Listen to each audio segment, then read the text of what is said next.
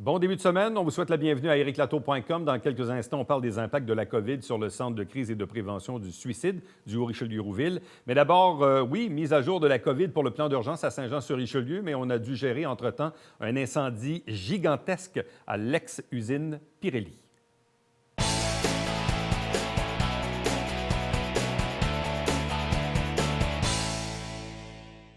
Bon, c'est vrai, depuis les dernières semaines, on parle beaucoup de la crise de la COVID, de cette pandémie et des impacts dans notre communauté, mais il arrive aussi d'autres événements. Entre-temps, la Terre n'arrête pas de tourner et c'est notamment le cas de cet gigantesque incendie qui s'est déclaré à l'ancienne usine Pirelli sur la rue Saint-Louis à Saint-Jean-sur-Richelieu, avec une fumée qui était visible à des kilomètres à la ronde, des résidents qui ont également été incommodés, l'arrivée également de l'expertise du ministère de l'Environnement. Bref, on en discute avec le coordonnateur des mesures d'urgence à la Ville de Saint-Jean, qui est aussi le directeur du service de sécurité incendie, Daniel Dubois. Bonjour, bienvenue.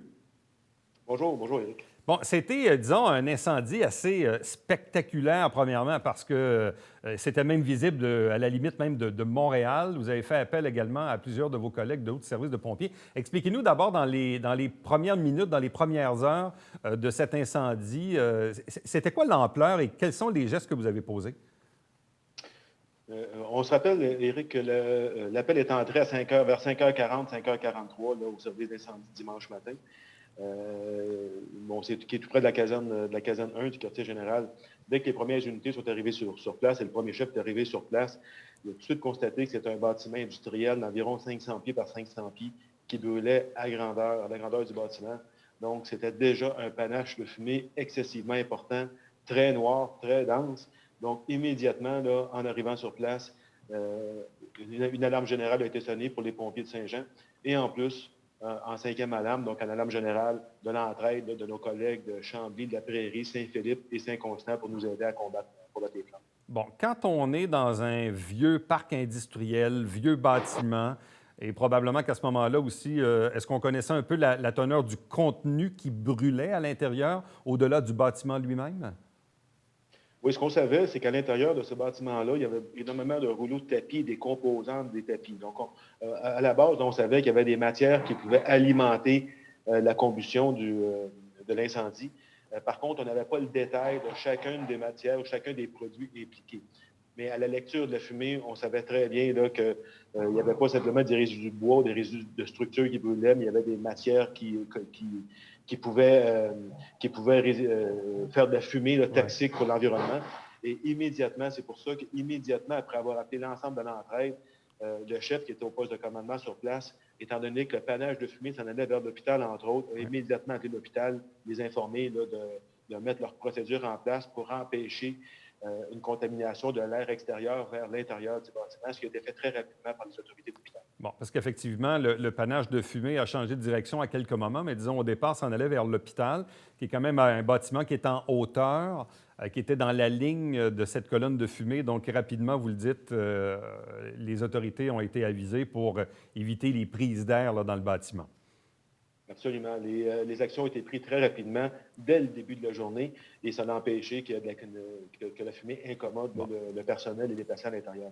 Qu'en est-il maintenant des résidents, là, principalement le secteur Saint-Gérard, les rues Saint-Michel et tout le secteur rue Raymond et compagnie? Donc, est-ce qu'on a procédé à des évacuations? Est-ce qu'on a imposé un confinement, quoique les gens sont déjà confinés à la maison, mais confinés avec les fenêtres fermées et tout ça? Bref, quelles sont les actions que vous avez posées à l'égard des résidents incommodés par le panache de fumée?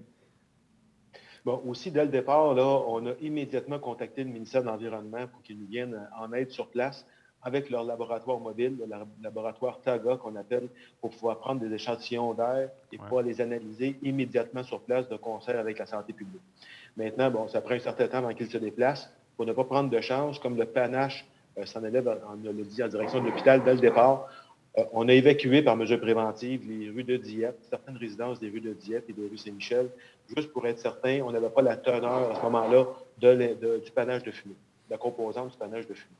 Par contre, dès que le laboratoire est arrivé sur place, les échantillons ont commencé à être pris, autant à proximité de l'incendie que près de l'hôpital. Et immédiatement, là, avec l'interprétation du médecin de la santé publique, ça a pu nous rassurer sur la teneur du panache. Et à ce moment-là, c'était le confinement là, qui était à prioriser. pour l'ensemble des citoyens qui pouvaient être incommodés par les émanations de l'incendie. Donc, dans le fond, vous avez évacué combien de résidents là, dans ce secteur-là? On a évacué une douzaine de résidences. Donc, pour OK. le nombre de résidents, là, ça tournait entre 15 et 20. Là. Évidemment, à cause du COVID, comme on ne pouvait pas les prendre en charge et les évacuer au même endroit, les prendre en charge dans un autobus, on leur disait simplement de se disperser, d'aller chez la famille un petit peu plus loin, tout en considérant qu'il fallait garder 2 mètres de distance et tout ça. C'était assez particulier comme situation. On avait à prendre des décisions avec 2 situations différentes d'envergure. Ouais. Bon. Et pour ce qui est donc, une fois qu'on a compris qu'on pouvait demander aux gens de rester évidemment à la maison, ce qu'ils font déjà à cause de la COVID, mais de rester à la maison avec les fenêtres fermées, je présume, ça a duré quand même plusieurs heures parce que là, vous avez fait aussi un choix stratégique, celui de ne pas arroser en tant que tel pour pas qu'il y ait d'infiltration dans le réseau d'égouts?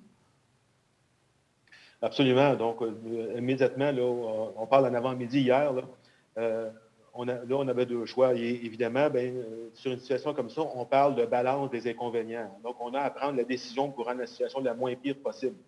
Donc, à ce moment-là, on avait soit la gestion du panache de fumée, et là, il fallait considérer et ses composantes et la météo, et la gestion des eaux de ruissellement, donc l'eau qui était utilisée pour combattre l'incendie, qui tombe au sol, qui tombe dans des égouts, qui se dirigent vers nos stations de pompage et les usines d'épuration.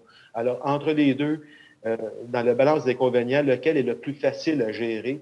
Et on en a convenu avec le ministère de l'Environnement que le panache de fumée, avec la vélocité des vents à ce moment-là, la direction du panache et le fait que les bâtiments plus névralgiques avaient été informés, qu'il était plus facile de gérer le panache de fumée que de gérer Ouais. l'écoulement des eaux qui pourraient être contaminées vers nos usines et éventuellement vers la rivière.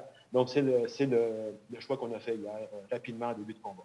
Bon, là, au moment d'enregistrer l'entrevue, on est sur l'heure du midi, on est lundi. Est-ce que le brasier est encore en action? Est-ce que la petite pluie d'hier après-midi a changé quelque chose à l'équation? Bref, je sais qu'on laisse brûler, là, mais on est rendu à peu près à quelle étape aujourd'hui?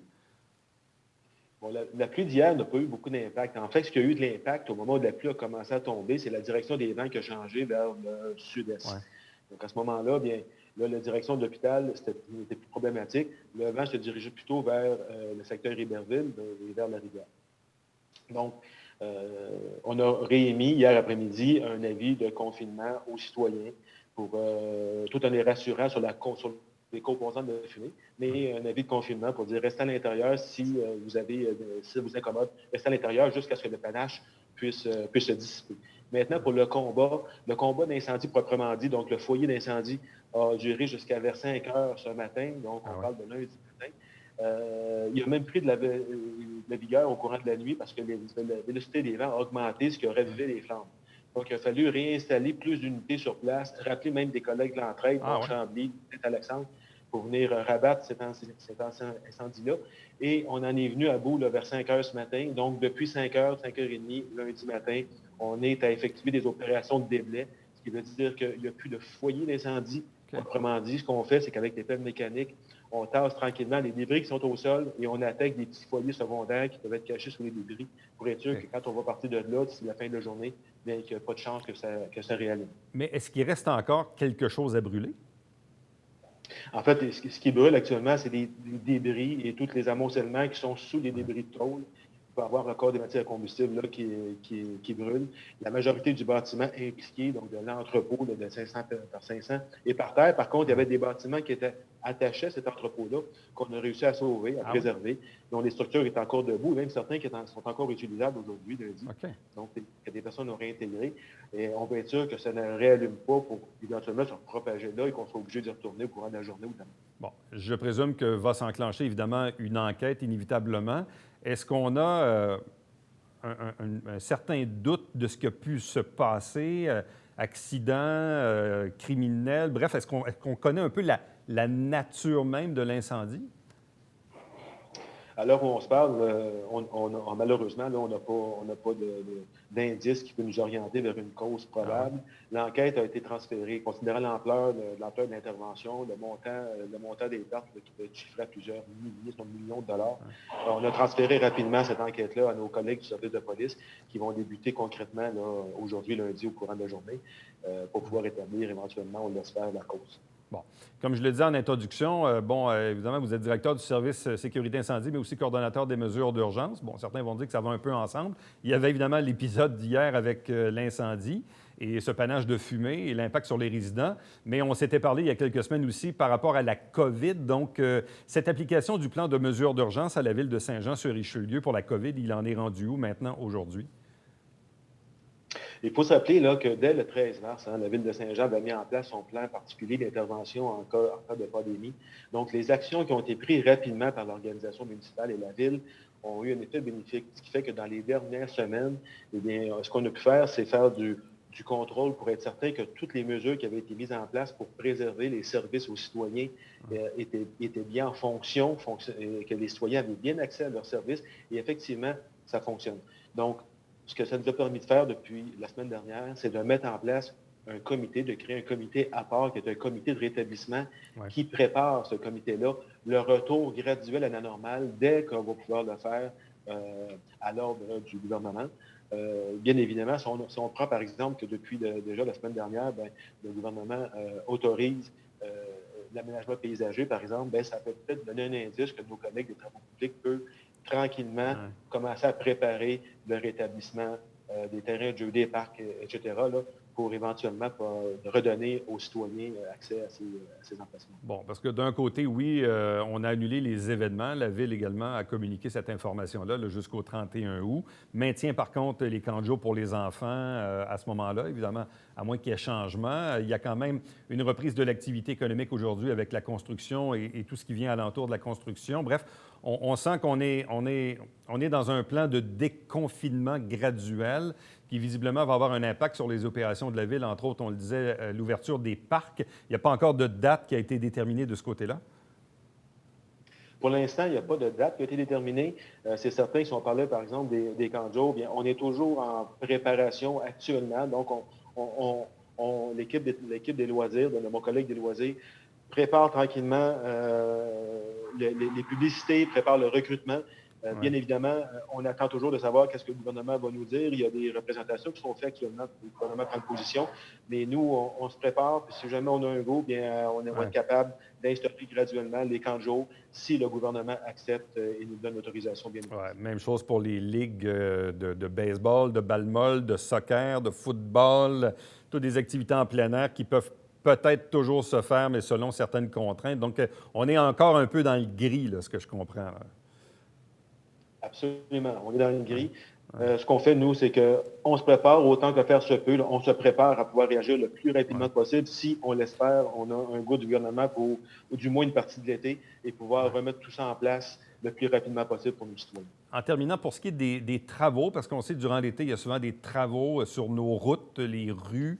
Il y a souvent les nids de poules au printemps, c'est vrai. Il y a des gros travaux, en principe, là, ici, sur la rue Richelieu, dans le Vieux-Saint-Jean. Est-ce que là aussi, on a une petite idée de la reprise de certains travaux, surtout qu'on est au Québec et que c'est principalement l'été qu'on peut s'avancer là-dessus?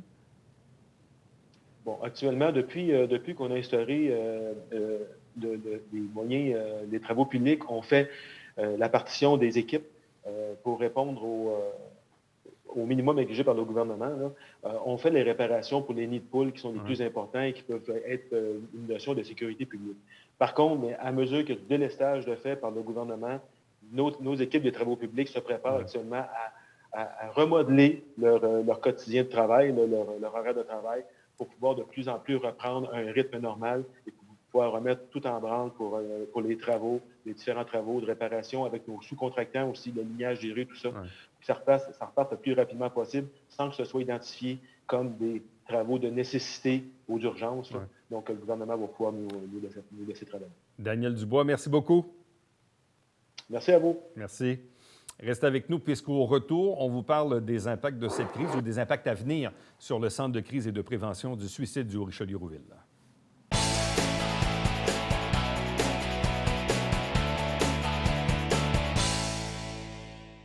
Mesdames et messieurs, bonjour et bienvenue à la Justice entre nous. Mon nom est Serge.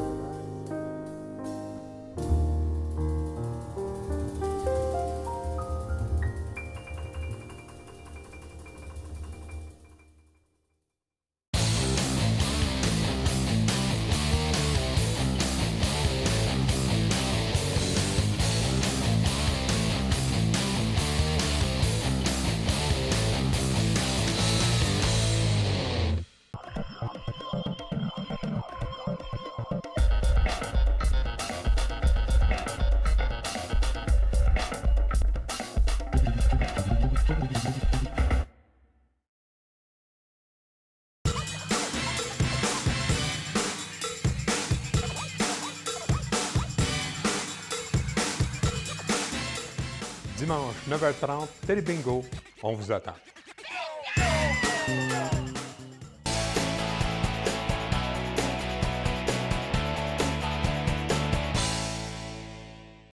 Depuis les dernières semaines où on fait des entrevues à distance, évidemment pour respecter la distanciation sociale, on a parlé beaucoup des impacts dans notre collectivité, dans différents secteurs, notamment celui de la violence conjugale qu'on a abordé il y a quelques semaines à peine.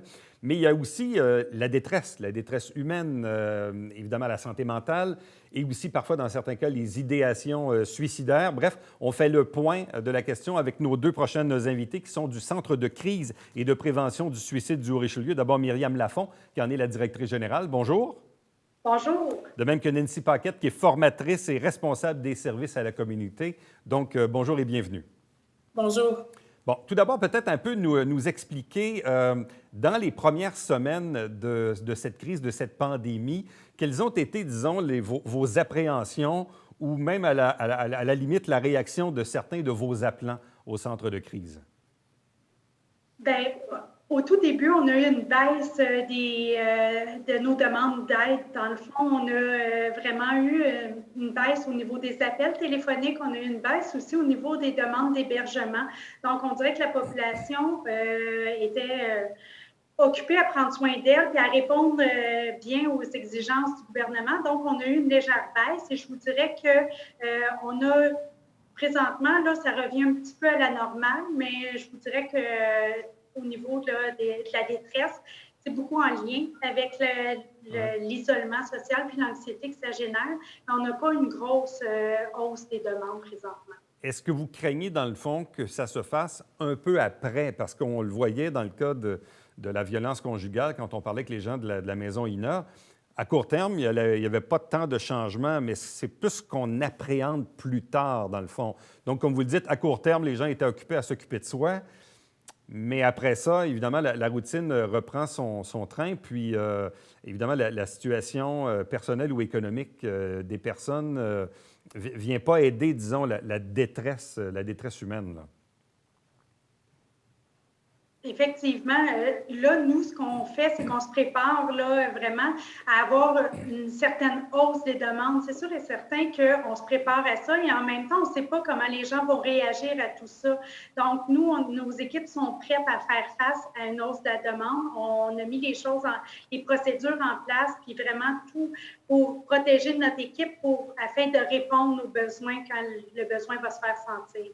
Peut-être, Nancy Paquette, nous expliquer justement qu'est-ce que vous faites auprès de vos équipes pour les accompagner, pour les former par rapport à la situation actuelle ou future? Bien, on était chanceux. On avait une équipe qui était complète au moment du début de la pandémie. Donc, nos employés étaient prêts à répondre. On n'a pas eu à arriver parce qu'au niveau de la formation, c'est assez arrêté présentement. Là, rassembler beaucoup de gens dans un lieu fermé, c'est peu recommandé dans le moment, donc on ne le fait pas. On est présent au centre pour supporter les équipes aussi. Puis dès le jour 1, là, dès le retour, là, après la fermeture des écoles, nous, on s'est mobilisés au niveau de l'équipe de gestion. Puis on a mis en place des mesures pour que les employés se sentent en sécurité quand ils viennent travailler. Donc, tout au long de la semaine, les mesures se sont ont augmenté une l'autre là, parce qu'on suivait un peu les recommandations là, de la santé publique. On essayait de s'arrimer avec les recommandations ministérielles. Ça passe, entre autres, par le nombre de personnes. Donc, on a le droit physiquement en même temps dans un lieu, là, dans les grandes pièces. Ça passe par le protocole à l'entrée, là, le lavage de mains, la prise de température, les distances avec les clients aussi. Si on a rencontré les gens qui sont à l'hébergement, on a aménagé des lieux physiques plus grands que les bureaux habituels. Puis même entre nous, on essaie de ne pas travailler deux dans un bureau. On va utiliser les salles plus grandes pour faciliter ça. Puis on essaie, même nous, à l'administration, de s'alterner sur place pour favoriser un peu de télétravail, mais on veut aussi être sur place pour les employés, donc on s'alterne là, pour essayer de ne pas tous être ici en même temps. Bon, je sais qu'on essaie, dans plusieurs secteurs, de maximiser le télétravail, le téléphone avec les clients ou les usagers de vos services. Dans quelle mesure on fait des trucs par téléphone, puis dans quelle mesure c'est pas possible, où il faut vraiment voir la personne en vrai? Nous, on se débrouille très bien par téléphone. Donc, tous nos suivis qu'on faisait avant en face-à-face sont présentement au niveau téléphonique, mais on peut, parce qu'on a des gens qui sont un peu plus jeunes aussi. Donc, c'est plus difficile parfois par téléphone. Fait qu'on le fait par Skype. On a vraiment mis une plateforme en visioconférence pour faire les rendez-vous téléphoniques. Je vous dirais que c'est l'hébergement. Ça, c'est impossible de le faire là, par téléphone. Hein. Les gens ont besoin d'être hébergés. Donc là, ça nécessite que les gens viennent dans nos locaux. D'où l'importance que Nancy disait de mettre des procédures strictes en place pour accueillir les gens en sécurité, pour que le lieu demeure sécur pour nos employés et pour les héberger. Bon, et là, au niveau de l'hébergement, donc c'est un service qui est maintenu? Oui, l'hébergement est maintenu. Nos 2 lits de crise sont disponibles. Bon. Et donc, ça, il n'y a pas eu de changement de ce côté-là. La seule différence, dans le fond, qu'on s'assure que les personnes qui sont hébergées, évidemment, sont en bonne santé. Effectivement. Bon. Là, vous avez dit tantôt que, bon, vous êtes revenu à peu près à la normale dans le nombre d'appels et tout ça. Maintenant, qu'est-ce que vous pensez qui va arriver dans les prochaines semaines? Parce que là, les gens doivent composer avec les enfants à la maison, pas d'école, pas de garderie. On ne sait pas à quel moment ça va ouvrir. Des pertes d'emploi momentanées, des pertes de revenus également. Ça fait augmenter le niveau de stress. C'est difficile à mesurer, mais quelles sont vos appréhensions, disons, pour les prochaines semaines? Bien, c'est sûr que nous, on dit que la crise, là, elle est au niveau de la santé publique maintenant. On a une crise sanitaire, mais la crise au niveau de la santé mentale des gens, elle va être beaucoup plus longue dans le temps. Les gens vont devoir vivre avec les conséquences de cette crise-là. Présentement, la quasi-totalité des gens qui téléphonent à la ligne, même si le nombre d'appels n'a pas changé, bien, l'enjeu de discussion, c'est la COVID. C'est sûr que les gens nous parlent du confinement, nous parlent des impacts sur leur vie. Il y a des gens qui n'avaient jamais appelé dans nos services qui appellent. Il y a des crises familiales, des crises de couple. C'est pas simple d'être confiné. Des fois, il y a des gens qui vivent très difficilement la solitude aussi, là, d'être complètement isolés. Donc, c'est sûr qu'on sait qu'à moyen long terme, les gens vont garder là, des impacts, en fait, de ce moment-là. Puis, on va être là, puis on va être prêt à y répondre, puis à s'ajuster en fonction du nombre d'appels. Déjà, on a déplacé des quarts de travail parce qu'il y avait des charges d'appels plus grandes la fin de semaine et les soirs que la semaine de jour. Donc, on a déjà joué avec les horaires de nos intervenants pour s'assurer d'avoir toujours du personnel en place prêt à répondre pour éviter de manquer. On n'en manque pas des appels, puis on ne veut pas que ça arrive.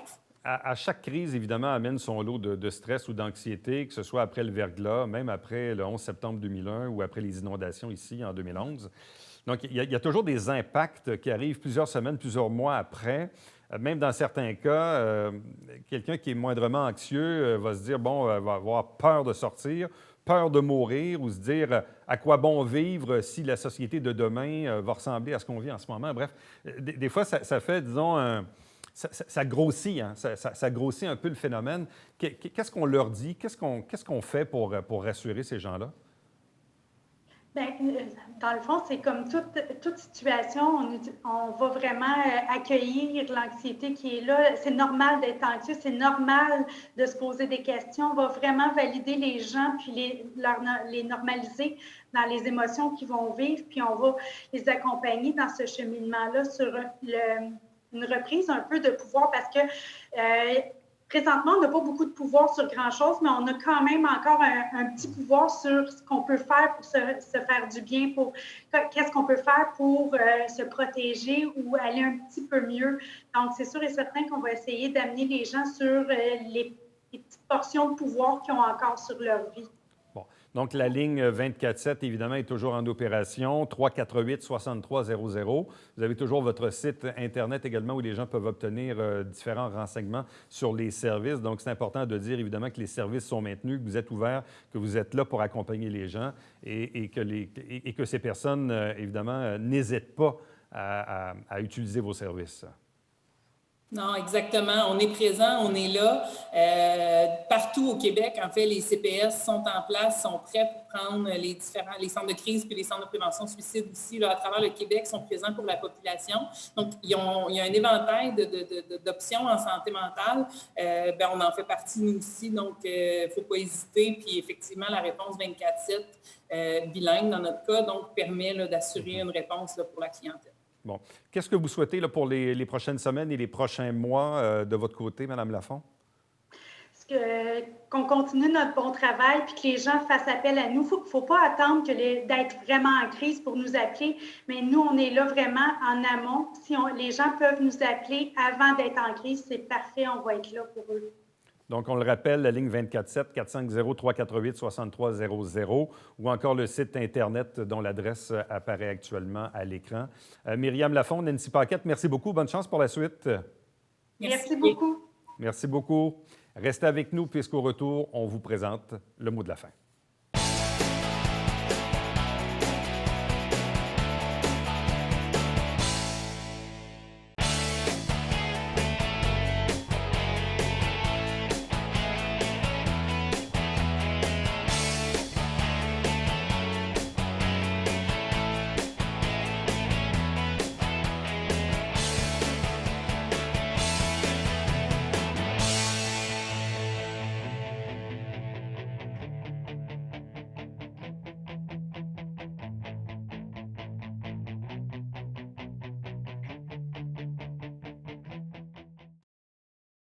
Un peu plus tôt dans cette émission, on vous parlait du plan des mesures d'urgence, de la COVID, de l'incendie à l'ex-usine Pirelli.